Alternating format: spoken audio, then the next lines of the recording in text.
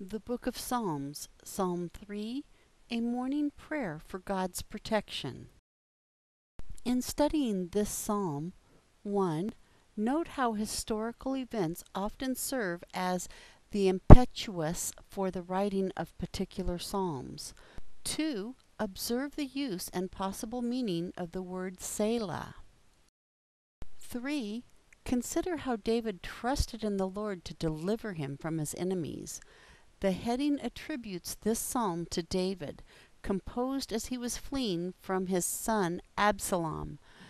It is commonly called a morning hymn, in which the psalmist praised for God's protection. David addresses his complaint to the Lord, how there be many who trouble him. Psalms 3:1. Yahweh, how my adversaries have increased! Many are those who rise up against me.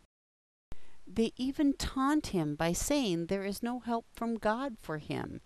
The curses of Shimi, 2 Samuel 16:5-8. In this psalm, and in many others, we find the word Selah. The exact meaning is unknown, but it may have served the purpose of providing some musical notation. It seems to be inserted where a pause is desirable for the singer or reader of the psalm to reflect upon the thought or statement just made. Psalm 3:2. Many there are who say of my soul, there is no help for him in God. Selah. Following his complaint is an expression of comfort received from the Lord in the past. Such consolation prompts him to view the Lord as a shield and his glory, the one who is able to lift up his head. Psalms 3:3. But you, Yahweh, are a shield around me, my glory, and the one who lifts up my head. Indeed, the Lord has heard his earlier cry and enabled him to sleep and awake.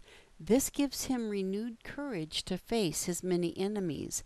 See 2 Samuel 18:7, even though they are numbered in the thousands. Psalm 3:4-6. I cry to Yahweh with my voice, and he answers me out of his holy hill. Selah.